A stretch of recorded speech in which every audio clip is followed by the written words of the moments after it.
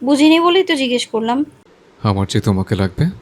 জায়ানের সহজ স্বীকারোক্তির অর্থ বুঝতে পুতুলের মুহূর্তের সময়ও প্রয়োজন পড়ল না। সে স্পষ্ট জায়ানের কথার সারমর্ম বুঝতে পেরেছে। ভয় কিছুটা পিছিয়ে গেল।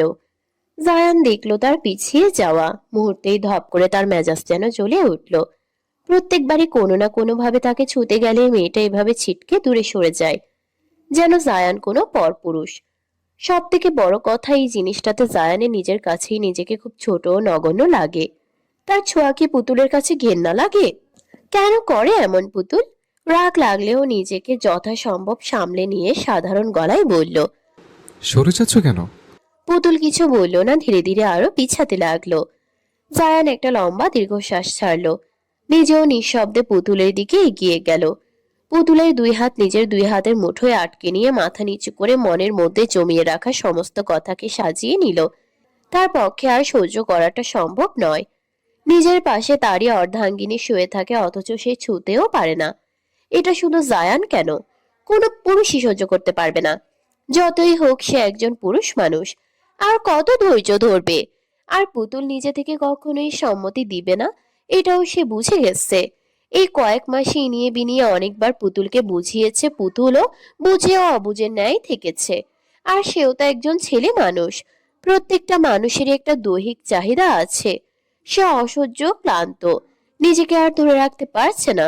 এদিকে সুবর্ণার এই সমস্ত উদ্ভট কাজকর্মে তার মন মস্তিষ্ক এমনিতেই বিগড়ে আছে। নিজেকে স্বাভাবিক করে বলল। পুতুল, ঠান্ডা মাথায় আমার কথাগুলো মনোযোগ দিয়ে শুনবে। পুতুল এবারে সজাগ হলো। সোজা হয়ে নড়ে চড়ে বসলো।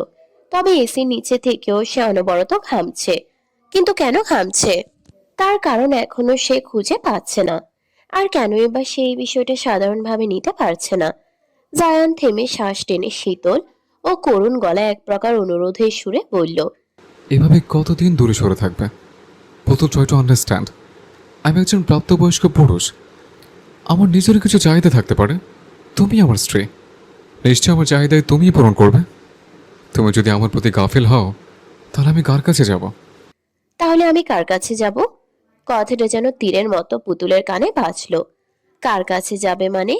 ইনিয়ে বিনিয়ে কি তাকে কোনোভাবে বোঝালো অন্য নারীর কাছে যাবে প্রয়োজন হলে? মন মস্তিষ্কে অস্বাভাবিক ঝড় তুলে দিল যেন এই একটা বাক্য। বাঁধানো গলায় প্রশ্ন করলো। কার কাছে যাবেন মানে? জায়ানের শিথিল থাকা কপালটা কিঞ্চিত কুঁচকে এলো। এতগুলো কথার মধ্যে ওর এই কথাটা ধরতে হবে? সে তো এটা ধারা বুঝিয়েছে যে পুতুল ছাড়া আর কার কাছে নিজের ইচ্ছে পোষণ করবে। আমি কার কাছে যাবো এটা বোঝাই না পুতুল, বুঝে প্রশ্ন করো। আমি বলেছি আমি আমার যাবতীয় সমস্ত চাওয়া পাওয়া চাহিদা আমার স্ত্রীর কাছে প্রকাশ করব। সেখানে তুমি এতটা বেখালি হলে আমি তোমাকে ছাড়া আর কার কাছে সে আবদার দাবিগুলো রাখবো? পুতুল বুঝলো তার তনু মনু জুড়ে শীতল হাওয়া বয়ে গেল। শির দ্বারা বেয়ে নেমে গেল অদ্ভুত স্রোত। কি করবে? সে তো অপারগ। জায়ান পুতুলকে নিশ্চুপ দেখে জায়ান আর কিছু বলল না। পুতুলের বাহু আলতো করে নিজের দুই হাত ধারা আঁকড়ে ধরলো। শীতল কণ্ঠে বলল। তোমাকে আমি জোর করবো না, শুধু বলবো আমি একজন পুরুষ মানুষ। দিন শেষে আমারও কিছু আলাদা চাহিদা থাকে। বলবো, ভেবে দেখো। বলে পুতুলকে ছেড়ে দিল। বালিশ টেনে ওপাশ ফিরে শুয়ে পড়ল। এদিকে পুতুল বোধ বুদ্ধি খুইয়ে যেন পাথরের মতো বসে রইল সেভাবেই। তার চোখ ছলছল করে উঠল। পানিতে টইটম্বর হয়ে উঠল, যেন এক্ষুনি চোখের পাতা বন্ধ করলেই তা গড়িয়ে পড়বে। সেও তো চায় জায়ানকে তার অধিকার দিতে। কিন্তু নিজ থেকে যতবার জায়ানের কাছে যেতে চেয়েছে, প্রত্যেকবারই কোনো এক অজানা কারণে ফিরে এসেছে সে। কেন যেন সেই দিনের ভয়ঙ্কর রাতের কথা মনে হতেই তার মন প্রাণ অজানা আতঙ্কে কেঁপে ওঠে। জায়ানের প্রত্যেকটা বাঁধনহারা স্পর্শের কথা মনে হতেই তার ভয় হয়। এই একটা কারণকে কেন্দ্র করেই সে 6 বছর ভুগেছে। কত অপমান লাঞ্ছনা অপবাদ সহ্য করেছে। বারবার সেই বর্ষণের রাতের কথা মনে হলেই তার জায়ানের প্রতি বিতৃষ্ণা জাগে। সেও জানে এটা অন্যায়, এটা ভুল। কিন্তু তার মন যে সায় দেয় না। সে কি করবে? কিভাবে বোঝাবে জায়ানকে যে জায়ানের প্রতি তার কোনো অভিযোগ বা প্রতারণার ভয় নেই? তার শুধু জায়ানের প্রতি আতঙ্ক কাজ করে। কি করবে সে? সত্যিই তো, একজন পুরুষ মানুষের চাহিদা থাকে। সেখানে জায়ান এতগুলো দিন অপেক্ষা করেছে। পুতুলকে কতভাবে বুঝিয়েছে, তবে কখনোই জোর করেনি। আজকেও যে জোর করেছে এমনটা নয়, বরং নিজের ইচ্ছের কথা জানিয়েছে। পুতুল নিজেকে বোঝালো পুরুষ মানুষ আজ ঘরের বউ যেটা দিতে পারবে না শরীরের টানে হোক আর দৈহিক চাহিদা পূরণের ইচ্ছেতে মেতে আজ হোক আর কাল পরনারীর প্রতি তার মন জাগবেই। পুরুষ মানুষ কি এতটাই সাধু? স্ত্রী থাকতেই তো কত লোক পরনারীর শরণাপন্ন হয়, সেখানে পুতুল জেনে বুঝেও জায়ানকে দূরে সরিয়ে রাখে। এটা কি খুব সাধারণ কিছু? মোটেই নয়। সাধারণ কিছু হলে হয়তো জায়ান এভাবে কখনোই বলতো না। পুতুলের যেন এবারে নিজেকে দিশেহারা লাগলো। বোধ বুদ্ধি যেন সব লোপ পেয়েছে তার। ইতোমধ্যেই চোখের কার্নিশ বেয়ে গড়িয়ে পড়েছে কয়েক ফোঁটা নোনা জল। বাঁ হাত দিয়ে সেটা মুছে নিল। অন্ধকারের আবছা আলোয় একবার জায়ানের গম্ভীর মুখটা দেখল। এক দৃষ্টে সেদিকে তাকিয়ে থেকে ভাবল, আকাশ পাতাল ভেবে ফেলল সে। দীর্ঘ এক লম্বা চিন্তা ভাবনার পর পুতুল নিজেকে স্বাভাবিক করলো। চোখ বন্ধ করে বুক ভরে শ্বাস নিল। শব্দহীন ভাবে জায়ানের পাশে শুয়ে পড়ল। দুরু দুরু বুকে জায়ানের দিকে এগিয়ে গিয়ে পেছন থেকে তাকে জড়িয়ে ধরল। এক হাত চলে গেল জায়ানের বুকে। শক্ত করে জড়িয়ে ধরতেই জায়ান এক চোখ মেলে তাকালো। ঠোঁটের কোণে তার কুটিল হাসি। ইমোশনাল ব্ল্যাকমেল কাজ হয়েছে। তাও ঠোঁট কামড়ে চুপ করে শুয়ে রইল। জায়ানকে হালকা নড়তেও না দেখে বুতুল ব্রুকুচকে নিল। লোকটা কি ঘুমিয়ে গেল নাকি? আশ্চর্য, এত তাড়াতাড়ি কারোর কিভাবে ঘুম আসতে পারে? মেজাজ খারাপ হলো। এতক্ষণ তাকে প্যারেশানিতে রেখে এখন নিজেই ঘুমিয়ে গেছে। আস্তে করে জায়ানকে ডাকলো। শুনছেন, আপনি কি ঘুমিয়ে গেছেন? এবারে জায়ান জবাব দিল, গম্ভীর গলায় বলল। বলো, শুনছি। পুতুলের ভিতরের অস্থিরতা বাড়ল। বলবে মানে? পুতুলের জড়িয়ে ধরার মানেটা কি এই লোক বুঝতে পারেনি? আর কিভাবে বোঝাবো পুতুল যে তাকে সম্মতি জানিয়েছে? হাঁসফাঁস করে উঠল, সাথে লজ্জাও লাগলো। হঠাৎ করে পুতুলের মাথায় দুষ্টুমিরা ভর করলো। হালকা হেসে জায়ানের বুকে থাকা হাতটা ধীরে ধীরে উপরে উঠালো। আঙ্গুল দিয়ে ছুঁয়ে দিল জায়ানের গলা, ঠোঁট, মুখ, নাক। এবারে নিজের কন্ট্রোল হারালো জায়ান। শব্দ করে একটা ঢোক গিলল। পুতুল অনুভব করলো জায়ানের অস্থিরতা। সে হাসলো। জায়ানের মধ্যে লালিমা ছড়িয়ে দিতে আরেকটু আবেগ প্রবণ ভাবে স্পর্শ করতে লাগলো তার মুখ। না, এভাবে আর সহ্য করা গেল না। সে ঝট করে ঘুরে গেল। এক ঝটকায় পুতুলের উপরে উঠে গেল। পুতুল অবাক হলো না। সে জানতো এমন কিছুই হবে। তবে শিরোনামহীন ভয়ে তার বুকের ভিতর ডিপ ডিপ করছে। জায়ান এক ভ্রু উঁচিয়ে প্রশ্ন করলো। বিরক্ত করছো কেন? পুতুল মেকি হেসে পাল্টা প্রশ্ন করলো। বোঝেননি? না। জায়ানের সহজ জবাব। পুতুল এবার হাঁসফাঁস করে উঠল। লজ্জারা ভিড় করলো তার সারা মুখ জুড়ে। আচমকাই জায়ানের বুকে মুখ গুজে অতি লজ্জায় ভয়ের মিশ্র অনুভূতিতে জোয়ারে ভেসে পুতুল ফুপিয়ে কেঁদে উঠল। জায়ান চমকে উঠে তার দিকে দৃষ্টি দিল। পুতুল সহজে কাঁদে না। তার কান্নাটাও ঠিক সহ্য হচ্ছে না। সে তো জিহান হোক আর পুতুল, দুজনের একজনের কান্নাও সহ্য করতে পারে না। তার বুকে অসহনীয় ব্যথা অনুভব হয়। সে অস্থির চিত্তে পুতুলের গালে দুই হাত রেখে তার বুক থেকে মুখ তুলে আদুরে গলায় বলল। কাঁদছো কেন? আমায় মাফ করবেন। আমি ভুল করেছি। কেন? তুমি কি করেছো? জানি না। পুনরায় জায়ানের বুকের মধ্যে নিজের মাথা লুকিয়ে নিয়ে মিনমিন করে কান্নামাখা গলায় বলল। আমি সত্যি আপনাকে এত অবহেলা করতে চাইনি। আমার ভয় হয় আপনাকে। জায়ান হেসে ফিরল। হেসে শান্ত গলায় প্রশ্ন করল। কেন? সেদিন ঝড়ের রাতের ঝড়ের কথা মনে পড়ে? অভিজ্ঞতা কি খুব বেশি ভয়ের ছিল? পুতুল মিনমিন করে বলল। হুম, আপনি খুব বেশি উন্মাদ। আমি সহ্য করতে পারি না। জায়ান স্থির দৃষ্টিতে পুতুলের মুখের দিকে তাকিয়ে রইল। পুতুলকে নিজের সাথে আরেকটু মিশিয়ে নিয়ে তার কানের কাছে মুখ নিয়ে হিসিয়ে ঠান্ডা গলায় বলল। আমি কিন্তু এখন উন্মাদ আছি। এখন ভয় করবে না যদি আরো বেশি উন্মাদনে তোমাকে ভাসিয়ে দেই? তাতেই সই। পুতুলের সম্মতি পেয়ে জায়ান অধর জোড়া বাঁকিয়ে নিঃশব্দে হাসল। কোনো পূর্ব সংকেত ছাড়াই পুতুলের ওষ্ঠাধর দখল করে নিল। প্রথমে কোমল হলেও ধীরে ধীরে চুম্বনের সময় দীর্ঘ হলো। পুতুল তার চোখ বন্ধ করে ফেলল। সাথে জায়ানের অবাধ্য হাত পুতুলের নরম দেহ জুড়ে বিচরণ করতে লাগলো। জায়ানের প্রত্যেকটা স্পর্শে পুতুল কেঁপে কেঁপে উঠল। অন্তরাত্মা বেরিয়ে যাওয়ার উপদ্রব। তবে জায়ানকে আর আজ আর বাধা দিল না। যা ইচ্ছে হোক, জায়ান নিজের হক নিজেই নিচ্ছে, তাকে বাধা দেওয়ার ক্ষমতা তার নেই। তাই তাকে আর আটকালো না। নিস্তব্ধ রজনী বাহিরে একটা কোনো সারা শব্দ নেই, আর ঘরের ভেতরে একজোড়া কপত কপতির ভারী নিঃশ্বাসের শব্দ ভেসে আসছে। জায়ান আজ বদ্ধ উন্মাদ হয়ে গেছে। শুরুতে শান্ত থাকলেও শেষে পুতুলকে নাজেহাল করে দিল। বেচারি পুতুল আর সহ্য করতে না পেরে নিঃশব্দে কেঁদেই দিল। জিহান নড়ে চড়ে উঠল।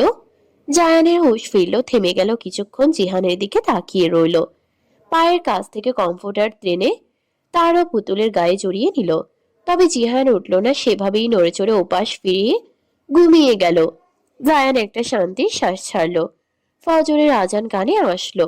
একবার পুতুলের ক্লান্ত মুখের দিকে তাকিয়ে নিজেই একটা তৃপ্তির হাসি দিয়ে সরে এলো পুতুলের কাছ থেকে। পুতুলকে শক্ত করে নিজের বুকের সাথে জড়িয়ে নিল, চুলের ভাঁজে হাত গলিয়ে দিল। পুতুল লজ্জায় নিজেও জায়ানের বুকে মুখ লুকালো। জায়ান হেসে ফিরল পুতুলের কাণ্ডে। সকালে জায়ান ও পুতুলের ঘুম এখনো ভাঙেনি। জিহান বেশ কিছুক্ষণ যাবৎ ঘুম থেকে উঠে বসে আছে। প্রথমেই কাউকে ডাকলো না। একবার ড্রয়িং রুমে গিয়ে কিছুক্ষণ তার খেলনা দিয়ে খেললো। এরপর আবার ঘরে এসে জায়ানের ফোন নিয়ে দেখলো। তবে তাতেও জায়ান বা পুতুল একজনও ঘুম থেকে উঠল না বলে শেষে খিদের তাড়নায় পরে জিহান পুতুলকে ডাকলো। একবার আম্মু বলে ডাকতেই জায়ান চোখ মেলে তাকালো। জিহানকে দ্রুত নিজের দিকে টেনে শান্ত গলায় বলল, তোমার আম্মুকে ডেকো না, ঘুমাক। জিহান মুখ গোমরা করে বলল, আমি খাবো, খিদে পেয়েছে। জায়ান আড়মোড়া ভেঙে উঠে বসলো। ঘড়ির দিকে তাকাতেই দেখলো 10টা বাজে। একবার ঘুমন্ত পুতুলের দিকে তাকালো। পরক্ষণেই রাতের কথা মনে হতেই অধর মেলে হেসে ফেলল। উম, আব্বু অনেক মজা হয়েছে। জায়ান হেসে ফেলল। জিহানের মাথায় হাত বুলিয়ে দিয়ে বলল, বাবা তুমি খাও, আমি ফ্রেশ হয়ে আসছি। জিহান মাথা নেড়ে চামচ দিয়ে পাস্তা প্লেট থেকে নিয়ে মুখে চালান করে দিল। জায়ান ঘরে চলে গেল। ঘুম থেকে উঠেই ফ্রেশ হয়নি সে। ফ্রেশ না হয়েই ছেলের জন্য পাস্তা বানাতে লেগে পড়েছে। ছেলের খিদে পেয়েছে তাই ফ্রেশ না হয়ে ছেলের খিদে মেটানোর চেষ্টায় পড়েছে। না, রান্না বান্না শিখে বেশ উপকার পেয়েছে। ঘরে এসে দেখলো পুতুল এখনো ঘুমোচ্ছে। জায়ান এক পলক তাকে দেখে কাভার থেকে নিজের জামা কাপড় নিয়ে ওয়াশরুমে চলে গেল। মাত্রই গোসল করে বেরোলো পুতুল। ড্রেসিং টেবিলের সামনে দাঁড়িয়ে নিজেকে দেখলো। গলার কাছে চোখ যেতেই দেখলো জায়গায় জায়গায় লাল হয়ে আছে, জখম এক প্রকার। লজ্জায় নিজেই মাথা নিচু করে নিল। মুচকি মুচকি হাসতেও লাগে। আয়নার সামনে দাঁড়িয়ে শাড়ির কুচি ঠিক করতে লাগলো। এমন সময় পেছন থেকে জায়ান পুতুলের পেছনে এসে দাঁড়ালো।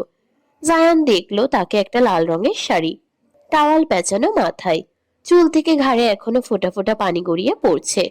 জায়ানের চোখে ঘোর লেগে গেল যেন। নিঃশব্দে পা বাড়িয়ে এগিয়ে গিয়ে পুতুলকে পেছন থেকে জড়িয়ে ধরলো। ঘাড়ে মুখ গুজে দিয়ে শ্যাম্পু করা চুলের ঘ্রাণ শুষে নিল। পুতুল কিছু বলল না, চুপ রইল। শাড়ি ঠিক করতে মনোযোগ দিল। এত সুন্দর কেন তুমি? পুতুল হেসে বলল, আপনার চোখে আমি সুন্দরী তাই। হুম, তুমি আসলে সুন্দর। দেখলে না সবাই কিভাবে ওই দিন তোমার রূপের প্রশংসা করলো? তাই? হুম। পুতুল শাড়ি ঠিক করে সোজা হয়ে ঘুরে জায়ানের মুখ করে দাঁড়ালো। জায়ান পুতুলের কোমর জড়িয়ে ধরে নিজের কাছে টেনে নিল।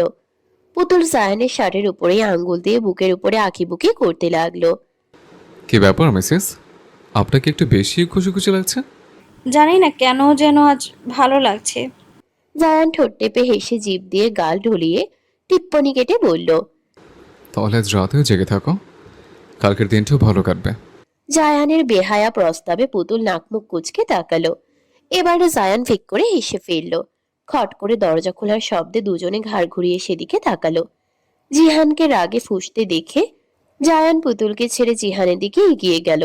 তবে পুতুল পাত্তা দিল না। সে জানে এই ছেলে এখন অযথাই এমন অভিনয় করবে। সে গিয়ে ঘরের অন্য কাজে মন দিল। জায়ান জিহানের সামনে হাঁটু মুড়ে বসে জিজ্ঞেস করলো, কি হয়েছে আব্বু, এভাবে তেড়ে আছো কেন? তুমি আমাকে মিথ্যে বলেছো। আমি আবার কখন মিথ্যে বললাম? তুমি বলেছো আজ অফিসে গেলে ফেরার সময় আমার জন্য কিছু নিয়ে আসবে, কিন্তু তুমি তো আজ অফিসেই যাওনি। জায়ান শব্দ করে হেসে উঠে দাঁড়িয়ে বলল, এত ছোট অভিযোগ? আমি ওরা ভেবেছি আমি কত বড় অপরাধ করে ফেলেছি বোধহয়। জায়ানের কথা শোনা মাত্রই জিহান ধপ করে মেঝেতে হাত পা ছড়িয়ে বসে পড়ল। পা দিয়ে মেঝেতে বারংবার ঘষতে লাগলো। পুতুল বড় বড় চোখ করে তার দিকে তাকালো। তবে জিহান একবারও তার মায়ের দিকে তাকালো না।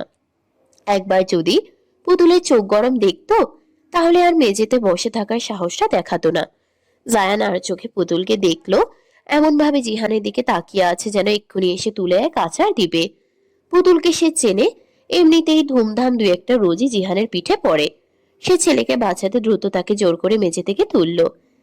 একবার তুলে দাঁড় করাতেই আবারও জিহান লেটকে বসে পড়ল মাটিতে। জায়ান একবার অসহায় চোখে পুতুলকে দেখে জিহানকে জোর করে তুলতে তুলতে মিনমিন করে বলল, ওঠ বাপ, নইলে একটা মারও মাটিতে পড়বে না। জিহান শুনল না। মুহূর্তের মধ্যেই দুম করে একটা শব্দ হলো। জায়ান হকচকিয়ে পাশে তাকালো। জিহান একবার মায়ের দিকে তাকিয়ে ঠোঁট উল্টে ফেলল। প্রস্তুতি নিল এক চিৎকার দেওয়ার। সাথে সাথে আরেকটা ধুম করে একটা চড় পড়ল জিহানের পিঠে, সাথে পুতুলের কর্কশ্বরের হুমকি। একদম একটা টু শব্দ যেন মুখ থেকে না বেরোয়। জায়ান হতভম্ব চোখে শুধু তাকিয়েই রইল, আকস্মিক ঘটনাটা বোঝার চেষ্টায় আছে। সাথে পুতুলের কর্মকাণ্ডে হতবাক। মেরে বলছে কাঁদবে না, এটা কেমন কথা? মেরেছে, ব্যথা পেয়েছে, কাঁদবে, এটাই স্বাভাবিক। সেখানে মেরে আবার কাঁদবে বলে আবারও মারছে। এই কি ভয়ঙ্কর মেয়ে! জিহান মার খেয়ে সত্যি শব্দ করে কাঁদল না, ঠোঁট চেপে কাঁদছে আর অভিমানী চোখে বারবার বাবাকে দেখছে। তার সামনে মারলো অথচ বাবা তাকে বাঁচালো না। অভিমানের পাল্লা ভারী হলো। রাগে দুঃখে পায়ের স্লিপার ছুঁড়ে ফেললো দূরে। তবে দুর্ভাগ্যবশত জায়ান সামনে থাকায় তার গায়ে লাগলো। জিহান এটা মোটেই করেনি। সে দূরে ছুটতে চেয়েছে, বাবার শরীরে কিছুতেই দেয়নি। কিন্তু কি আর করার, তার কান্নার জন্য জোর পেল না, গিয়ে সেই জায়ানের সামনে আটকে গেল।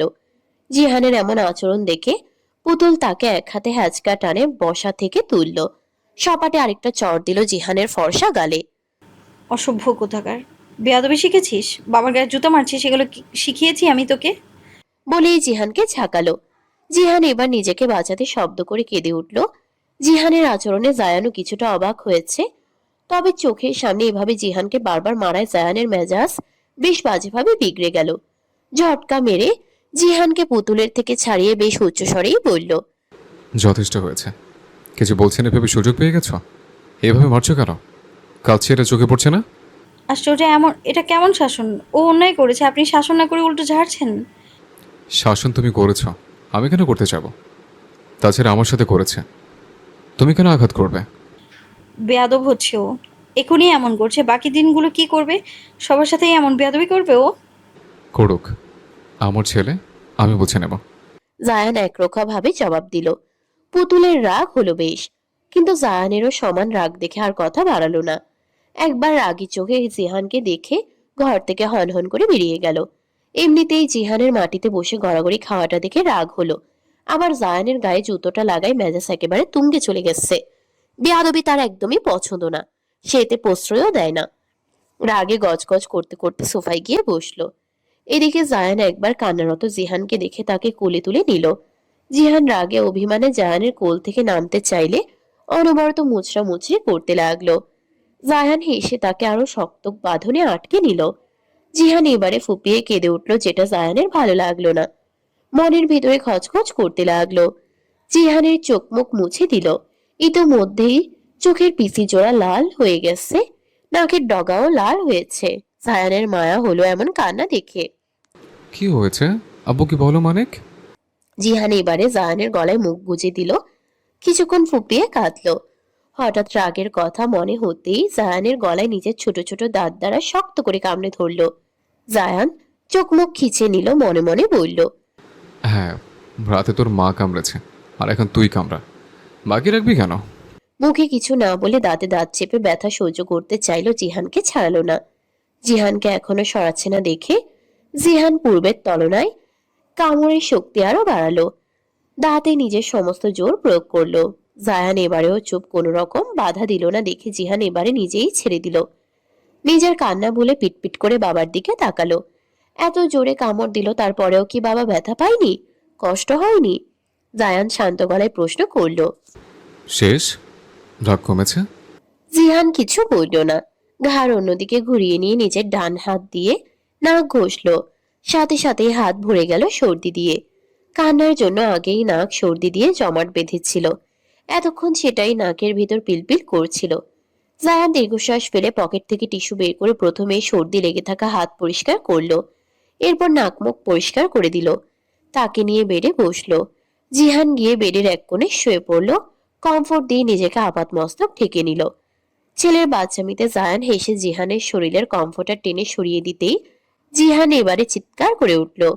কি হয়েছে? কিছু না। তোমার কি হয়েছে আব্বুকে বলো।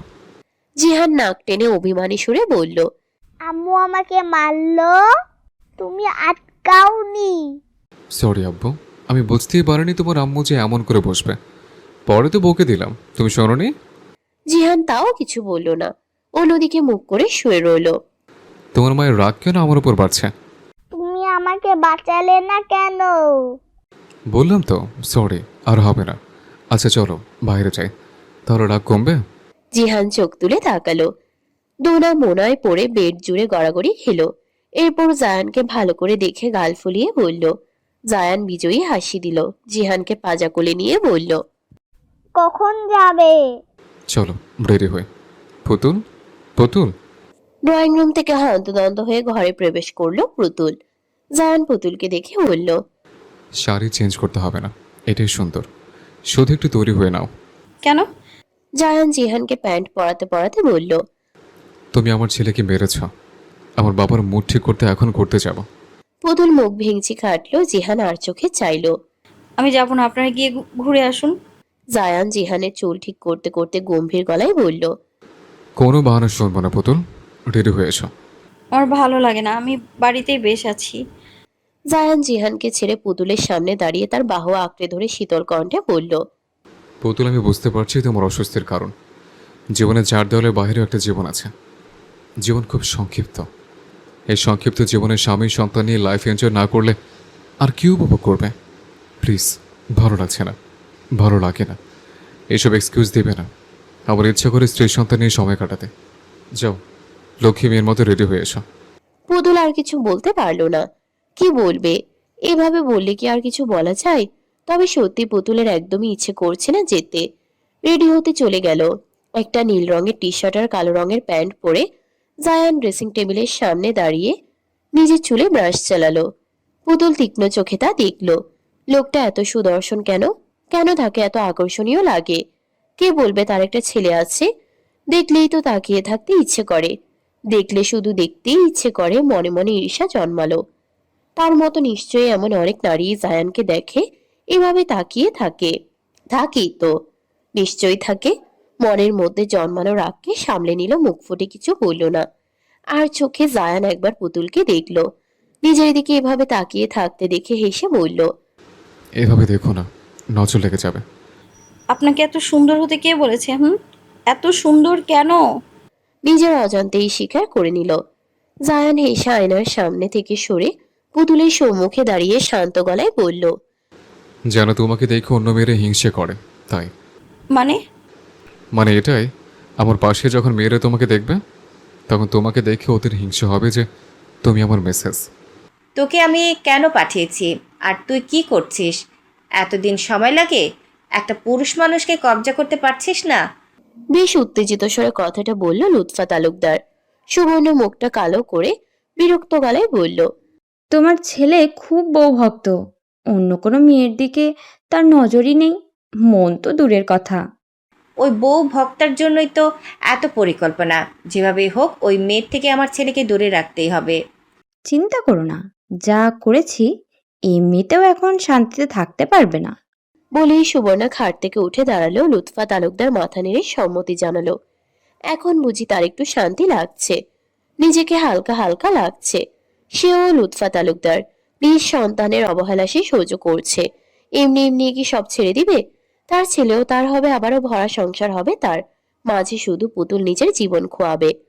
সকালবেলায় অফিসে নিজের কেবিনের সোফায় বসে ঝিমোচ্ছে জায়ান। কপালের উপরে এক হাত রেখে গভীর চিন্তায় ডুবে আছে। কিছুই ভালো লাগছে না। এতদিনে মনে হচ্ছে সংসারের অশান্তি কি জিনিস। সব থেকে বড় অশান্তি হচ্ছে নীরবতা। পুতুলের নীরবতা জায়ানকে যেই অসহনীয় পীড়া দেয়, সেটাই তো একটা অশান্তি। সুজন কেবিনে ঢুকেই জায়ানকে মনমরা হয়ে ভাবতে দেখে কিছুটা চিন্তিত গলায় বলল। কি হয়েছে স্যার, কোনো ঝামেলা? জায়ান মাথা তুলে বসলো, মৃদু মাথা ঝাঁকিয়ে বলল। আর কি, জীবনে আগুন জ্বলেছে। মানে ভাবির সাথে কিছু হয়েছে? তোমার ভাবি সন্দেহ করছে আমাকে। যদিও এর কারণ আছে অবশ্য। এটা তো সত্যিই খুব বড় সমস্যা, কিন্তু কি নিয়ে সন্দেহ করছি? জানি না কোথা থেকে আমার ব্লেজারের লিপস্টিকের দাগ এলো, আবার কানের দুল আর একটি মেয়েদের ইমিটেটেড নখ। ভাই, আমি পুরোই ফেঁসে গেছি। সুজন বেশ ভাবনায় পড়ল। জায়ানকে দিয়ে পরকিয়া? অসম্ভব। যে লোক কিনা অফিসের মেয়ে স্টাফদের সাথে ঠিক করে কথাই বলে না, তাকে দিয়ে এই ধরনের কাজ ভাবাটাও তো ঠিক না। এমনিতে জায়ান খুব শুদ্ধ পুরুষ, তাহলে এগুলো এলো কোথা থেকে? থাক, চিন্তা করবেন না স্যার, কিছু একটা উপায় তো হবেই। এখন আপাতত ভাবির কাছে ক্ষমা চেয়ে নিন। জায়ান তৎক্ষণাৎ প্রত্যাখ্যান করে বলল, অসম্ভব। যে ভুল আমি করিনি তার জন্য ক্ষমা কেন চাইব? তাছাড়া ওর কাছে এখন ক্ষমা চাইলে সারা জীবনের জন্য আমি ওর কাছে অপরাধী হয়ে যাব, ছোট হয়ে যাব। তারপর সবসময় ও আমাকে কারণ অকারণে সন্দেহ করবে। ওই যে বাংলায় বলো না, চুন খেয়ে মুখ পুড়েছে, এখন দই দেখলেও ভয় করে। ওর অবস্থা এমন হবে। তাহলে এখন কি করবেন স্যার? জানি না, আমি আর কিছুই জানি না, মাথা কাজ করছে না। খুব করুণ সুরে কথাটা বলল জায়ান। বললাম না আব্বু এলে যাব। পুতুল বিরক্ত হলো। এমনিতেই মন মেজাজ ভালো নেই। হৃদয়ে যেন থেকে থেকে আগুন জ্বলে উঠছে। অন্য মেয়ের কথা ভাবলে রাগে ক্ষোভে দুঃখে তার চোখ ঝাপসা হয়ে আসছে। কিছুই ভালো লাগছে না। দিনে এই নিয়ে কতবার পুতুল কেঁদেছে সেটা শুধু সেই জানে। তারপরে এই এক ছেলে তার জীবনটাকে শেষ করে দিচ্ছে। জন্মের শুরু থেকেই তার জীবনে দুঃখের বর্ষণ নিয়ে নেমেছে। তার জন্মের পর থেকেই তাকে তিলে তিলে শেষ করছে। এর জন্যই তার জীবনটা এমন পরগাছার মতো ছড়িয়ে ছিটিয়ে আছে। এদের বাপ ছেলের যন্ত্রণা থেকে যদি মুক্তি পেত, তবে পুতুল সব ছেড়ে এমন এক জায়গায় যেত যেখানে সে ছাড়া যন্ত্রণা দেওয়ার মতো আর কেউ থাকবে না। রাত এখন 10টা, অথচ জায়ানের বাড়ি ফেরার নাম নেই। এদিকে জিহান জেদ ধরে বসে আছে জায়ান এলে তার সাথে খাবে। পুতুল তবুও জোর করে ভাত নিয়ে বসেছে। লোকমা করতে করতে শান্ত গলায় বলল, একটা কথা শুনবো তো খারাপ হবে। মায়ের ছোট বাক্যের হুমকিতে জিহান নিয়ে গেল আর দ্বিতীয়বার না করল না। তার এই জেদ রাগ সব জায়ান মানবে, পুতুলের কাছে এগুলোর কোনো মূল্য নেই। তাই তো গাল ফুলিয়ে ভাত চিবোতে লাগলো। পুতুল গম্ভীর মুখে জিহানকে খাইয়ে দিতে লাগলো। রাত প্রায় 11:30টার দিকে জায়ান ফ্ল্যাটে ফিরল। ফ্ল্যাটে ঢুকেই দেখলো গোটা ফ্ল্যাট অন্ধকার করে রেখেছে, যদিও ড্রিম লাইট জ্বলছে। ড্রয়িং রুমে পুরোটা জুড়েই টিমটিমে আলো জ্বলছে। ক্লান্ত ভঙ্গিতে বেডরুমে ঢুকে দেখলো ঘরেও ডিম লাইট জ্বলছে। পুতুলের বুকে মুখ গুজে জিহান ঘুমিয়ে আছে, তবে পুতুল ঘুমিয়ে আছে কিনা সেটা বোঝা যাচ্ছে না। সে জিহানকে আঁকড়ে ধরে শুয়ে আছে। জাহান নিঃশব্দে ঘরে ঢুকলো। হাতের ব্লেজারটা সোফার উপরে ছুঁড়ে ফেলে কাভার্ড খুলে নিজের শার্ট প্যান্ট নিয়ে ওয়াশরুমে চলে গেল। জায়ানের উপস্থিতি টের পেতেই পুতুল হালকা ঘাড় উঁচিয়ে জায়ানকে একবার দেখলো, এরপর আবারও শুয়ে পড়ল। চোখের কার্নিশে জমে থাকা পানিটা এক হাতে মুছে নিল। বুকের ভেতরের যন্ত্রণাটা আবারও নতুন হলো। ওয়াশরুম থেকে বেরিয়েই জায়ান ঘর থেকে বেরোলো, রান্নাঘরে চলে গেল। ডাইনিং টেবিলে খাবার ঢেকে রেখেছে, তবে জায়ান সেগুলো ছুঁয়েও দেখলো না। ফ্রিজ খুলে দেখলো বাকি খাবার ফ্রিজেই রেখেছে। খাবারের পরিমাণ দেখে বুঝলো পুতুল খায়নি। শুধু রাতেই নয়, দুপুরেও খায়নি। সে জানতো খাবেও না। একটা দীর্ঘশ্বাস ফেলে ডাইনিং টেবিলের দিকে গেল, প্লেটে করে তারও পুতুলের জন্য খাবার বেড়ে নিয়ে রুমের দিকে গেল। পুতুলের মাথার কাছে দাঁড়িয়ে মৃদুস্বরে ডাকলো, পুতুল, আয় পুতুল, ওঠো। আমি জানি তুমি জেগে আছো। পুতুল নড়লো, তবে পেছনে ঘুরলো না। সেভাবে থেকে উত্তর দিল, বলুন। ওঠো, খাওনি কেন? জায়ান এক পলক অন্ধকারেই তার দিকে তাকিয়ে হাসকি স্বরে বলল। আমার উপর রাগ করে কেন দেহকে কষ্ট দিচ্ছ? পুতুল হেসে স্বাভাবিক গলায় উত্তরে বলল, ইচ্ছে করেনি। মনের কথা লুকাতে না পারলে দেহের খবর কে রাখে? শুধু শুধু অযথা একটা যুক্তিহীন ঘটনাকে কেন্দ্র করে এত অশান্তি করার কি কোনো মানে হয় পুতুল? অত্যন্ত ঠান্ডা গলায় বলল জায়ান। যতই রাগ হোক না কেন, সে পুতুল ও জিহানের সাথে কথা বলার সময় নিজেকে খুব সাবধানে রাখে। হালকা গলা উঠিয়ে কথা বলার আগেও 10 বার ভাবে। এবারেও খুব শান্ত গলায় ফের বলল, ওঠো, রাগ ক্ষোভ যা আছে দেখিও, না খেয়ে কেন থাকবে? আমি খাবো না, ভালো লাগছে না। পুতুল, ওঠো, আমার খুব খেতে পেয়েছে, একসাথে খাই। আপনি খেয়ে নিন, আমি খাবো না। জায়ান হতাশ হলো। বুঝে গেছে পুতুল আর আজ উঠবে না। আবারও অনুরোধের সুরে বলল, প্লিজ, সংসারে ঝগড়া ঝামেলা হবে, না খেয়ে নিজেকে ও দেহকে কেন কষ্ট দিবে? অল্প কয়েক লোকমা খাও। পুতুল শুনল না, তার খাওয়ার মন মানসিকতা নেই, রুচিও আসছে না। জায়ানের সাথে কথা বাড়ানোর ইচ্ছেও তার নেই, তাই জবাব দেওয়ার ভাষা তার জানা থাকলেও জবাব দিল না। শেষবার বলছি, খাবে না? না। জায়ান আর কিছু বলল না, নিঃশব্দে খাবারের প্লেট নিয়ে ঘর থেকে বেরিয়ে গেল। কিছুক্ষণ পরেই আবার খাবারের প্লেট পূর্বে যেভাবে ছিল সেভাবেই রেখে ঘরে ফিরে এলো। সেও খাবে না, খিদেতে পেটে ইঁদুর ছুটছে তবুও খেলো না। পুতুলও সারাদিন খাইনি, এখন ওকে ছাড়া খেতে সে পারবে না, তার গলা দিয়ে খাবার নামবে না। এগিয়ে গিয়ে জিহানের পাশে শুয়ে পড়ল, কমফোর্ট টেনে নিজেকে অর্ধেক ঢেকে নিল। জায়ানকে শুয়ে পড়তে দেখে পুতুল ভ্রুকুচকে একবার তাকে দেখে মিহি গলায় প্রশ্ন করলো। না খেয়ে শুয়ে পড়েছেন কেন? জায়ান চোখ বন্ধ করা অবস্থায় জবাব দিল। খেতে নেই। কথাটা ছিল ডাহা মিথ্যা কথা। বর্তমানে তার খিদেতে পেটের মধ্যে যুদ্ধ চলছে। পুতুল আর কিছু বলল না, ভেবে নিল বাহির থেকে খেয়েই এসেছে। আরো ভাবলো হয়তো ওই মেয়েটার সাথেই খেয়ে এসেছে। সাথে সাথেই তার চোখ মুখ শক্ত হলো। মেয়েদের চিন্তা ভাবনা যেন কয়েক ধাপ এগিয়ে, তাই তো তারা যেটা হয় তার থেকেও বেশি ভেবে ফেলে। কেটে গেল মাঝে আরো 3 দিন। এই 3 দিনই জায়ান শুধু ছটফট করেছে পুতুলের সাথে একবার কথা বলার জন্য, কিন্তু কথা বলার সাহস তার হয়নি। কোন মুখে বলবে? সে জানে সে নির্দোষ, কিন্তু পুতুল তো সেটা বুঝবে না। কিভাবে বোঝাবে? বোঝানোর জন্য তো আর কোনো রাস্তা নেই। সে এখন ক্লান্ত, আর কিভাবে বলবে যে সে এমন কিছুই করেনি? তাই তো এখন আর বাড়িতেও ফিরতে ইচ্ছে করে না। বাড়িতে ফিরলেই তো একটা বোবা প্রাণীর মতো ছটফট করতে হবে। তার প্রাণপ্রিয়া পাষাণের হৃদয় যে গলবে না। কার জন্যে যাবে? যার জন্য এত তারা সেই তো মাঝে দেওয়াল তৈরি করে রেখেছে। আব্বু, ও আব্বু। জায়ান ভাবনা থেকে বেরিয়ে জিহানের দিকে তাকালো। ছেলের মুখটা দেখে অজান্তেই হেসে ফেলল। মাথায় হাত বুলিয়ে আদর করে আদুরে গলায় বলল, কি হচ্ছে বাবা? আম্মু খেতে ডাকছে, খাবে না? জায়ান ফস করে একটা তপ্ত শ্বাস ছাড়লো। গিয়ে বলো আব্বু খাবে না, খেতে নেই। জিহান কিছু বলল না, মাথা নেড়ে চলে গেল। জায়ান হাতের ল্যাপটপটা পাশের টেবিলে রেখে খাটের সাথে হেলে বসলো। অসহ্য লাগছে তার সমস্ত কিছু। ভাবনার মধ্যেই রুমে প্রবেশ করলো পুতুল। মুখটা বিকৃত, মনে হচ্ছে কিছু নিয়ে খুব চটে আছে। জায়ানের সম্মুখে দাঁড়িয়ে ঝাঁঝালো স্বরে বলল, খাবেন না আগে বলেননি কেন? আমি যে রান্না করলাম, বাড়ি থেকে প্রেমিকা নিয়ে খেয়ে এসেছেন এটা বলে মুখ ব্যথা হচ্ছিল আপনার? আগুনে পুড়ে রান্না করার পর মনে হলো পেটে খিদে নেই। জায়ান ঝট করে চোখ মেলে পুতুলের দিকে তাকালো, আর চোখে দরজার দিকেও তাকালো। জিহান বাহিরেই দরজার সাথে লেগে উকি দিয়ে এদিকেই তাকিয়ে আছে, মুখে আতঙ্কের ছাপ স্পষ্ট। জায়ান পুতুলের দিকে শান্ত চোখে তাকিয়ে বলল, আস্তেও ভদ্র ভাষায় কথা বলো, ছেলে শুনছে। আমি কোনো বাড়তি ঝগড়া ঝামেলা চাইছি না, এমনিতেই তুমি আমাকে খুব সুখে রেখেছ। পুতুল যেন ফুঁসে উঠল। সে তাকে অশান্তিতে রেখেছে? বাড়তি ঝগড়া করছে? অশান্তি আমি করছি? অশান্তি করছি বলেই যে শান্তি দিচ্ছে, তার কাছে গিয়ে দিনরাত পার করছেন আপনি। শালা আমারই দোষ, সব ভুলে আবারও সংসারে মন দেয়াটাই অপরাধ আমার। পুতুলের মুখে এমন কথা শুনে জায়ান মেজাজ ছাড়ালো। পুতুলকে কিছু বলতে না পেরে দাঁতে দাঁত চাপলো। শান্ত চোখে পাশের টেবিলের উপরে ল্যাম্পটা দেখে ঝটকা দিয়ে সেটা ছুঁড়ে মারলো মেঝেতে। মুহূর্তেই কাচের ল্যাম্পটা মেঝেতে পড়ে ভেঙে টুকরো টুকরো হয়ে ছড়িয়ে ছিটিয়ে রইল।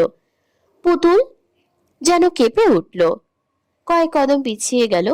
দরজার কাছে জিহান বাবা মায়ের এমন ঝামেলা দেখে ফুপিয়ে উঠল। দুজনেই মাথা ঘুরিয়ে সেদিকে দেখলো। কিছু ভাঙার শব্দ পেয়ে পাশের ঘর থেকে জোবাইর ছুটে এলো। এই সেই ঘরের অবস্থা আর দুজনের মুখের ভাবভঙ্গি দেখে আর কিছু বুঝতে বাকি রইল না তার, যে কি হয়েছে। বাচ্চাটার সামনে তোমরা এসব কি শুরু করলে? জায়ান খাট থেকে নেমে একবার বাঁকা চোখে পুতুলকে দেখলো।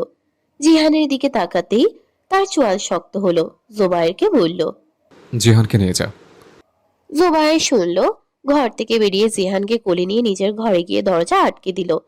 জিহান যেতেই জায়ান নিজের ঘরের দরজা আটকে পুতুলের সামনে এসে দাঁড়ালো। কোমরে 2 হাত রেখে চোখ বন্ধ করে রাগকে সামলে শীতল কণ্ঠে বলল, 5 দিন, 5টা দিন ধরে সহ্য করছি পুতুল। কি চাইছো তুমি? কেন এমন করছো? আমি বললাম তো আমি এমন কিছু করিনি। শুধু অশান্তিই চোখে পড়ছে, আর আমার যন্ত্রণাগুলো চোখে পড়ছে না? আমি মানুষ না? আমি কি আপনার স্ত্রী নই?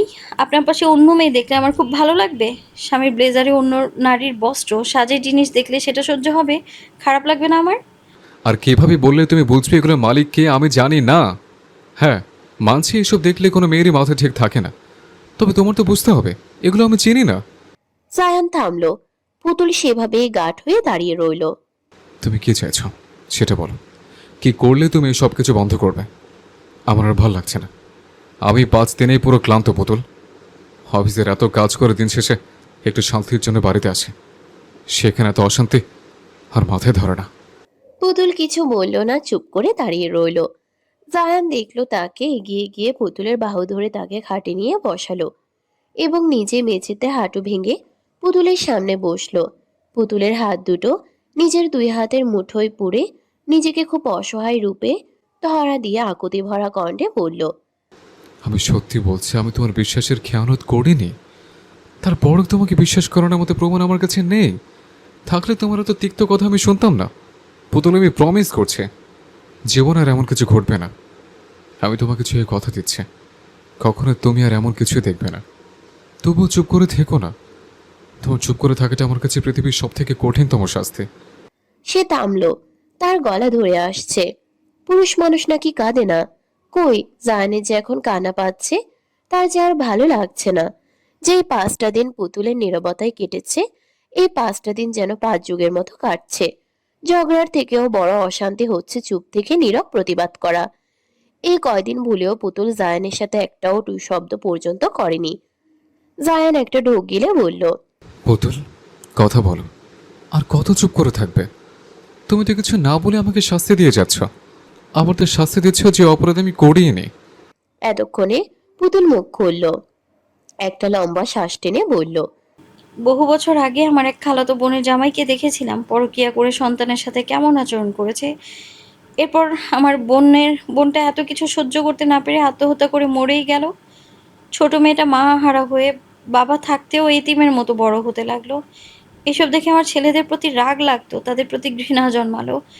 এরপর আপনার চলে যাওয়া ছেলেদের প্রতি ঘৃণার পাল্লা আরো ভারী হলো।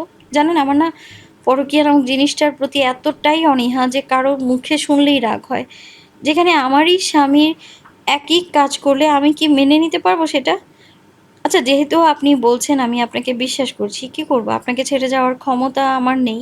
কোথায় যাব? কেউ যে নেই আমার। আমার মৃত্যুর আগ পর্যন্ত শেষ ঠিকানা আপনাতেই সীমাবদ্ধ। সংসার জীবন বড়ই অদ্ভুত। কত শত ভুল অন্যায় করলেও কখনো কখনো মুখ বুজে সহ্য করতে হয়। আমিও ভুলে গেলাম, আর তো কিছু করার নেই। ছেলের মুখ চেয়ে অনেক কিছুই ত্যাগ করতে হয়। বাদ দিন, সে সব ভুলে যান। জায়ান শুনল তার কথা। পুতুল মন থেকে কিছুই বলেনি, সে শুধুই সমাধানের জন্যই বলেছে। সেও আর ঘাটালো না। ঘাটালে কি আর কোনো উত্তর পাবে?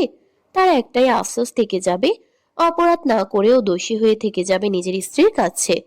জায়ানকে ছেড়ে পুতুল উঠে দাঁড়ালো। জায়ান বেশ কিছুক্ষণ সেভাবেই বসে রইল। মলিন মুখে রান্নাঘরের এক কোণে দাঁড়িয়ে আছে পুতুল। জায়ানের প্রত্যেকটা কথাই সে খুব মনোযোগ দিয়ে শুনেছে। এত ভালোবাসা, এগুলো কি শুধুই দেখানোর জন্য? আদতেও কি ভালোবাসা আছে? ভাবতে ভাবতেই তার চোখ ঝাপসা হয়ে গেল। তার কপালটাই খারাপ। এই খারাপ কপাল নিয়ে আর কত সুখের আশায় আছে সে। চোখ মুখ মুছে নিজেকে স্বাভাবিক করলো। যা হয়েছে আর হয়েছে, এরপর কি হবে? এই মেয়ে, কাঁদছো কেন? জিহানের ডাকে পুতুলের ঘোর কাটলো। জিহানের দিকে তাকালো। শান্ত চোখে কিছুক্ষণ আদুরে মুখটা দেখলো, যে এখন তাকেই দেখছে। হাত বাড়িয়ে কোলে তুলে নিল। ঠোঁট দাবিয়ে জিহানের ফুলো গালে পরপর কয়েকটা চুমু খেলো। কিছু না। তোমার কিছু লাগবে? তোমার আব্বু ঘরে নেই? জিহান 2 দিকে মাথা নেড়ে না বোঝালো। পুতুল কপাল কুঁচকে এলো। এত রাতে আবার কোথায় গেল? বাড়িতে আজকাল লোকটার মন টিকছে না। গেল মেজাজ পুনরায় বিগড়ে।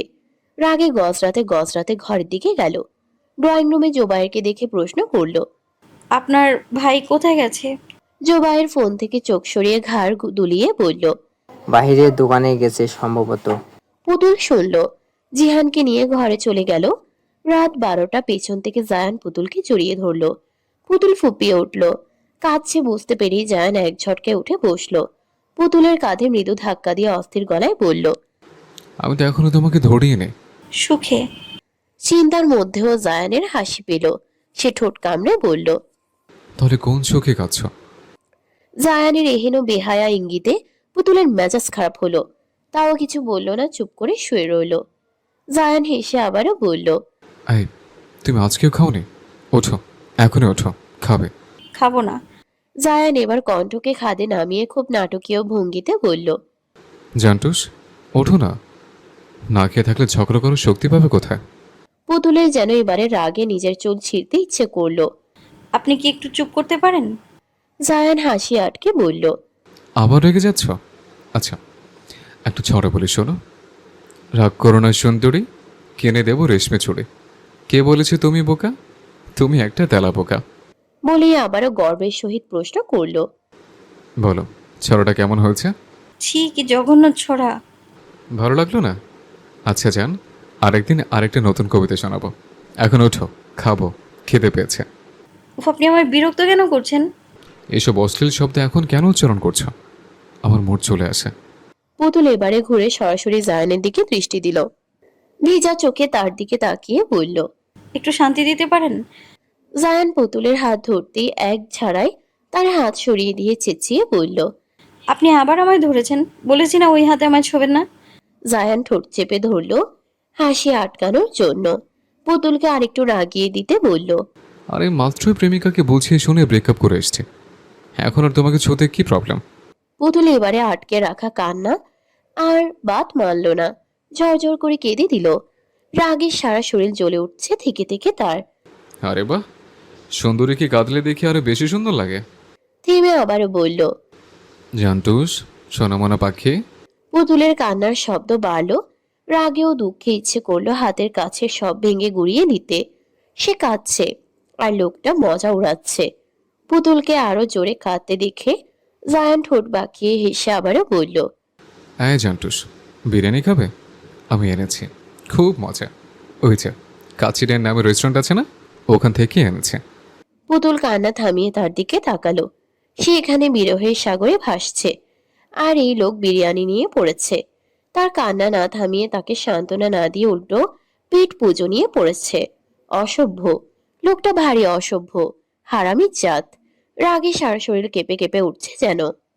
মেজাজের সপ্তম পর্যায়ে গিয়ে এক ঝটকায় শোয়া থেকে উঠে বসে জায়ানের শার্টের কলার চেপে ধরে চেঁচিয়ে বলল। মজা নিচ্ছিস আমার সাথে? আমায় দেখে পাগল মনে হচ্ছে? তুই খা তোর খাবার। পালে তোর ওই প্রেমিকাকে কোলে বসিয়ে গেলা তোর খাবার। জায়ান বিস্ময়ে হতভম্ব হয়ে পুতুলের মুখের দিকে তাকিয়ে রইল। খুব উন্নতি হয়েছে তার বউয়ের, তুই তুকারি করছে তার সাথে। মেজাজ খারাপ হলেও পুতুলের রাগের মাত্রা বুঝতে পেরে আর নিজের রাগ প্রকাশ করলো না। আদুরে গলায় বলল।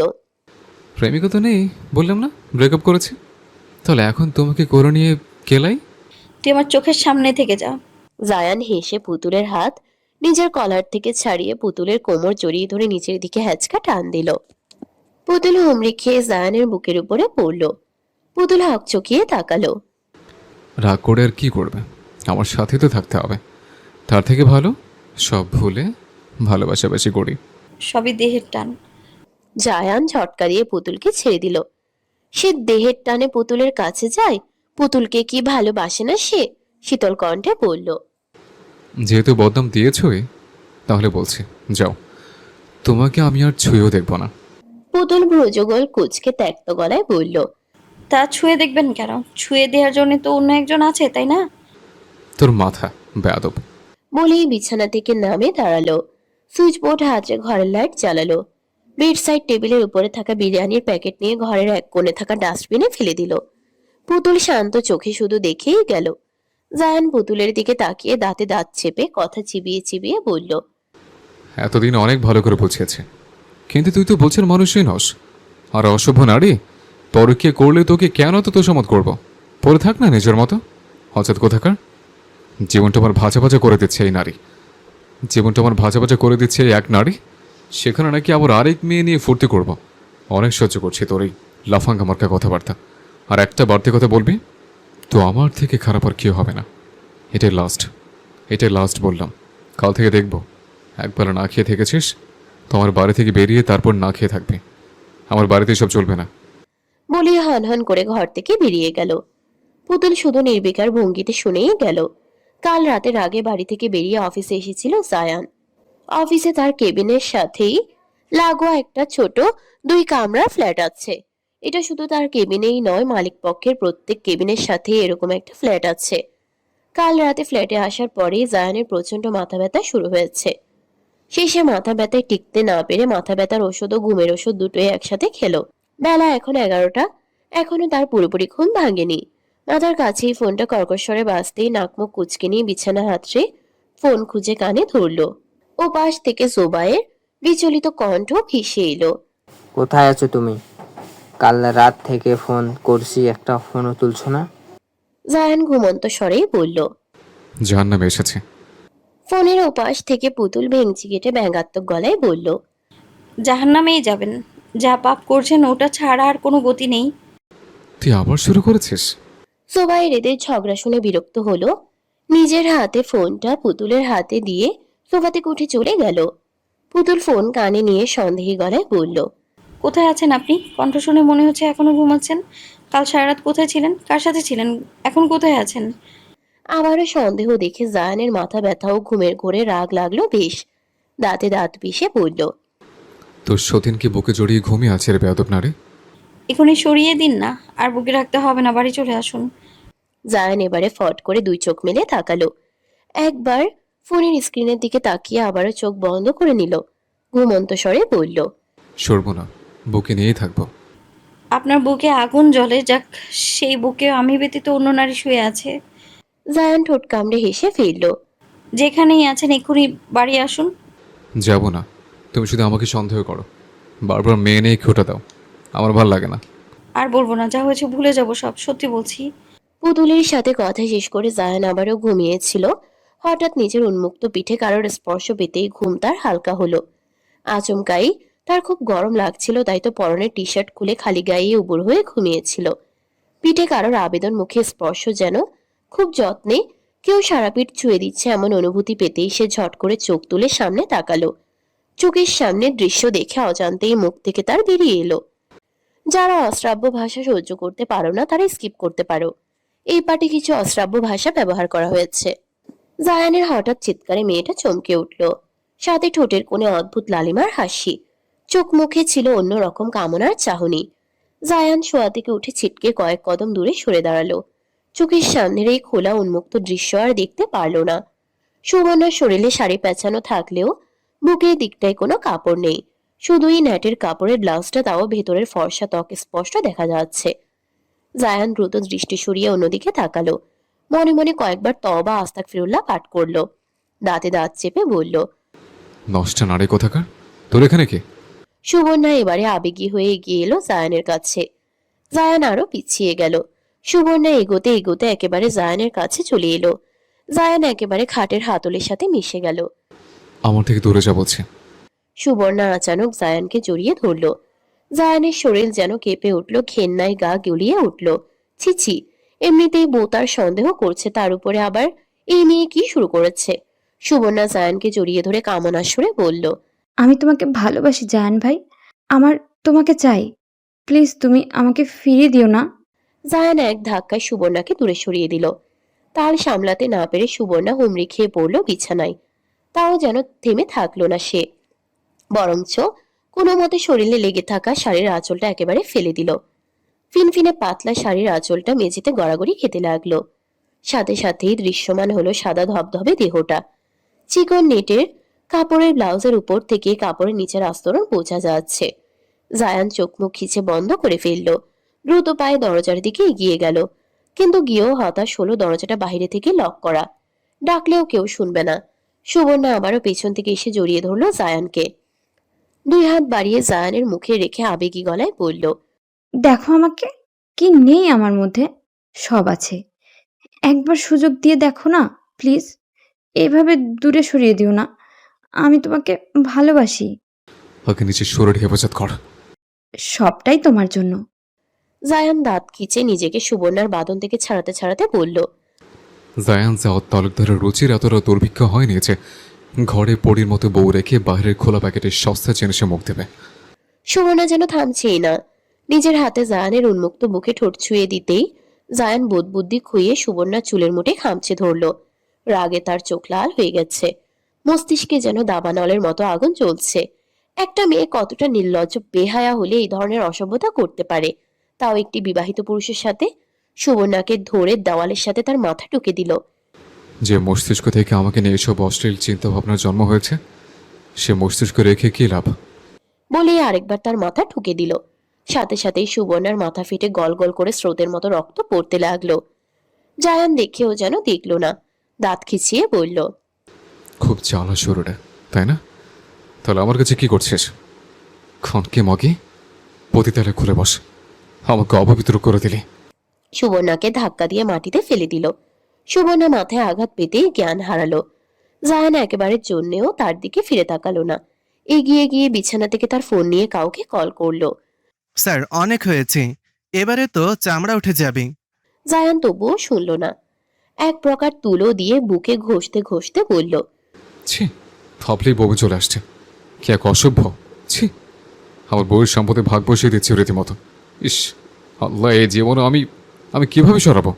বলেই আবারও হ্যাক্সিসলের বোতল ঢেলে তুলোই করে হ্যাক্সিসল নিয়ে আবারও বুকের সেখানটায় ঘষল, যেখানে তখন সুবর্ণা ঠোঁট ছুঁয়েছিল। এরপর আবার নিজের দুই হাতে হ্যাক্সিসল ঢেলে ভালো করে দুই হাত কচলাতে লাগলো। হাই হাই করে বলে উঠল, আল্লাহ, তোমার হাত নাপাক হয়ে গেল।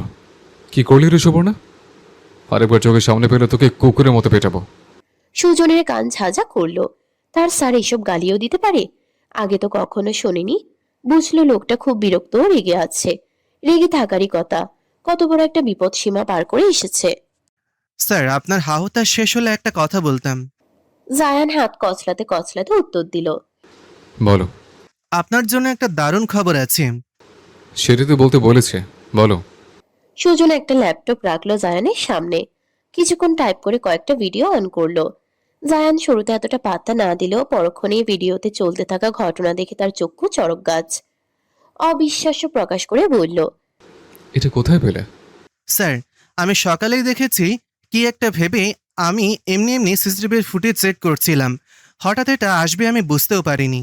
জায়ান খুশি হয়ে চেয়ার ছেড়ে উঠে দাঁড়ালো, সুজনের কাজ ঝাঁকিয়ে বলল, যাও, তোমার ছুটি কনফার্ম। সত্যিই স্যার? হ্যাঁ, অনেক বড় একটা উপকার করলে। এটা তার গিফট। ফ্ল্যাটের দরজা খুলে জায়ান ঢুকলো। কোটটা তার হাতে জ্বলছে। জায়ানকে দেখা মাত্রই জিহান মেঝে থেকে উঠে দৌড়ে গিয়ে জায়ানের উপর হামলে পড়ল। জায়ান হেসে জিহানকে কোলে তুলে নিল। আব্বু কোথায় ছিলে? বাইরে ছিলাম আব্বু। তুমি স্কুলে যাওনি? তুমি তো ছিলে না। তোমার চাচ্চু ছিল তো। চাচ্চু ঘুমিয়েছিল। ও, আব্বু একটা ঘরে যাই, ফ্রেশ হবো তো। জিহান জায়ানের কোল মুচড়ে নেমে গেল। জায়ান আর কিছু বলল না, সোজা ঘরের দিকে হাঁটা ধরল।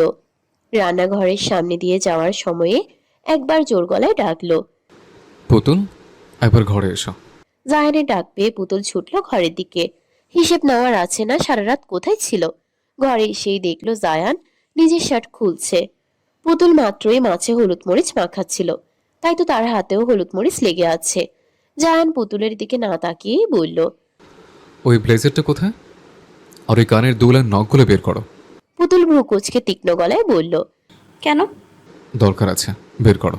পুতুল আর প্রশ্ন না করে আগে ওয়াশরুমে গেল, হাত ধুয়ে এসে সেগুলো বের করে জায়ানকে দিল। জায়ান সেগুলো নিয়ে খাটে রেখে পুতুলকে বলল, খাটে বসো। পুতুল বসলো।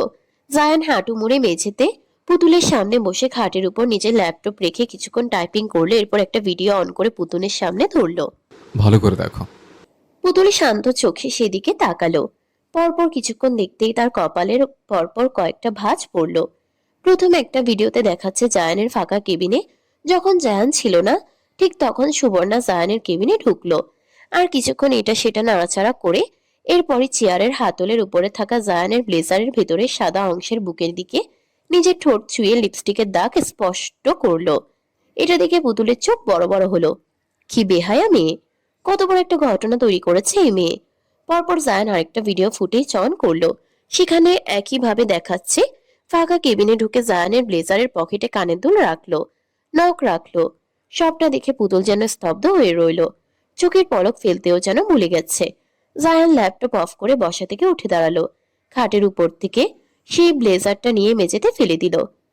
ড্রেসিং টেবিলের ড্রয়ার খুলে লাইটার বের করে ব্লেজারে আগুন জ্বালিয়ে দিল। পুতুল হতভম্ব চোখে তাকালো। আতঙ্ক নিয়ে উত্তেজিত কণ্ঠে বলল, করছেনটা কি? আগুন ধরালেন কেন? জায়ান শীতল চোখে তার দিকে তাকিয়ে পুতুলের সামনে দাঁড়িয়ে পুতুলের কাঁধ ধরল নিজের দুই হাত দিয়ে। মৃদু জোরপূর্বক ঠোঁটে হাসি রেখে বলল, এই কয়েকদিনে তোমার সব তিক্ত কথাগুলি শুধু আমার চরিত্রই নয়, দাগ কেটেছে আমার মনকেও। খোদার কসম পুতুল, যদি তুমি আমার স্ত্রী না হতে তাহলে আমাকে এত কথা বলেছো যে আমি কি করতাম আমি নিজেও জানি না। স্ত্রীর গায়ে হাত তোলে কাপুরুষরা, নয়তো তোমার এই তিক্ত কথাগুলো আমি সহ্য করতাম না। দাঁতে দাঁত চেপে সহ্য করেছে। হ্যাঁ, আমি মুখে জবাব দিতে পারতাম, তবে দেইনি ছেলের মুখের দিকে তাকিয়ে। আমি জানি আমাদের মধ্যকার ঝগড়া ঝামেলা ছেলে দেখুক বা শুনুক, সংসার করতে হলে হয়তো এমন অনেক কিছু ছাড় দিতে হয়। আবার সংসার করতে হলে অপর পাশের ব্যক্তিটাকে বিশ্বাসও করতে হয়। একটা সম্পর্কের সবথেকে বড় বাঁধ হচ্ছে বিশ্বাস। পুতুল, তুমি আমাকে বিশ্বাসই করোনি, বুঝতে পারছি। এসব দেখলে কারোরই মাথায় ঠিক থাকে না, তবে আমার প্রতি তোমার মনের মধ্যকার বিশ্বাসের ভেতর ছিল খুবই নড়বড়ে, যার দরুন হাজারবার বলার পরেও তোমার মনে তিল পরিমাণের ছাড় জন্মায়নি। বলেই থামলো কিছু পল, নিজের দিকে তাকিয়ে আবারও বলতে শুরু করলো। পৃথিবীর সব থেকে ভয়ঙ্কর বন্দুক কি জানো? মানুষের মুখ। কখন কাকে কি বলে গুলি করে এটা যে ব্যক্তি খুন হয় সেই বোঝে। আমার মধ্যে রাগের থেকে বেশি আক্ষেপ জন্মেছে যে তুমি আমার সাথে আজ এতগুলো দিন সংসার করেও আমাকে চিনতে পারলে না। কয়েকটা জিনিস দেখে আমার চরিত্র বিচার করে দিলে। একজন স্ত্রীর কি শুধু সন্দেহ করার অধিকার আছে? মানছি আমরা তাকে নিয়েই বেশি ভাবি, যাকে নিয়ে আমাদের বেশি ভয় থাকে। তা বলে বিষাক্ত সব কথাই তুমি খুন করবে? একবারও আমার চুপ থাকার অর্থ বোঝনি। মানুষ শুধু অপরাধ করলে চুপ থাকে না, কখনো কখনো আঘাত পেয়ে চুপ হয়ে যায়। তখন আর নিজের হয়ে কিছু বলতে ইচ্ছে করে না। আজকেও নিজেকে প্রমাণ করার কোনো ইচ্ছে আমার ছিল না, তবে আমি আমার স্ত্রীর চোখে একজন চরিত্রহীন স্বামী হয়ে থাকতে চাই না বিধায় নিজেকেই তোমার কাছে প্রমাণ করলাম। আমার এত ধৈর্য নেই, তবে নিজের সংসার পেতে বুঝলাম কিছু কিছু ক্ষেত্রে ধৈর্যের প্রয়োজন, নয়তো সংসারের ইতি ঘটতে সময় লাগবে না। এরপর আর যাই করো, কখনো আমাকে অবিশ্বাস করো না, এটা আমি মানতে পারবো না। কারণ আমার কাছে সব থেকে বেশি ম্যাটার করে একটা সুন্দর মন ও চরিত্র। অথচ তুমি আমাকে সে চোখে দেখলে। আমি বেহায়া পুতুল, আমি খুব বাজে রকমের বেহায়া। তাই তো তোমার সব তিক্ত কথাগুলো শুনেও বারবার বেহায়ার মতো তোমার পেছনে ঘুরেছে। কারণ আমার তেমন কেউ নেই, তুমি আমার সেই মানুষ যার কাছে দিন শেষে ক্লান্তি দূর করতে আসে। ক্লান্তি দূর করতে এসে অসুস্থ হয়ে ফিরে গেছে। যাক, বাদ দাও। থেমে পুতুলের মাথায় হাত রাখলো। পুতুল ছলছল চোখে শুধু জায়ানকে দেখেই গেল, কিছু বলার মুখ তার নেই। জায়ান তার সেই বিখ্যাত মৃদু হাসি মুখে বজায় রেখে পুতুলের মাথায় হাত বুলিয়ে বলল, মাত্র তো সংসারের শুরু, যতদিন যাবে আরো কত কিছু দেখতে হবে, শিখতে হবে। সব কিছুই ধৈর্য ধরেও কিছুটা ছাড় দিয়ে দেখতে হবে, পার করতে হবে। আমি জানি তোমার ধৈর্যের অভাব, তাই তো অল্পতেই সব কিছুতে কেটে কেটে ভাসিয়ে দাও। তবে একটা কথা কি জানো, তোমার কথার ভার খুব বেশি, যার ওজন বহন করাটা আমার পক্ষে খুব ঝুঁকির। সহ্য করতে কষ্ট হয়, মানতে পারি না, মানা যায় না। বলেই পুতুলকে ছেড়ে হনহন করে ওয়াশরুমে চলে গেল। পুতুল দাঁড়াতে পারল না, গিয়ে বিছানায় বসলো। নিঃশব্দে কেঁদে ফেলল। নিজের বলা পূর্বের সব কথা মনে করতে থাকলো। কত কথা বলেছে, কত বাজে কথা শুনিয়েছে, লোকটাও শুধু শুনে গেছে। এমন তো জায়ান নয়, কতগুলো অভিযোগ করে গেল। না না, এগুলো অভিযোগ নয়, বরং নিজের মনে জমে থাকা আক্ষেপ, আফসোস, অবহেলার কারণ। জায়ান ওয়াশরুম থেকে বেরোলো। এখনো সেভাবেই পুতুলকে বিছানায় বসে থাকতে দেখে কপাল কুঁচকে এলো। ড্রেসিং টেবিলের সামনে দাঁড়িয়ে চুল মুছতে মুছতে আর চোখে পুতুলকে দেখলো। স্পষ্ট বোঝা যাচ্ছে পুতুল কাঁদছে, তবে কিছু বলল না। কাঁদুক এখন একটু, এই কয়েকদিন তাকে খুব জ্বালিয়েছে। শেষে এই যন্ত্রণা সহ্য করতে না পেরে কাল রাতে জায়ান বাড়ি থেকে বেরিয়েও গেল। কষ্ট কি তার হয়নি?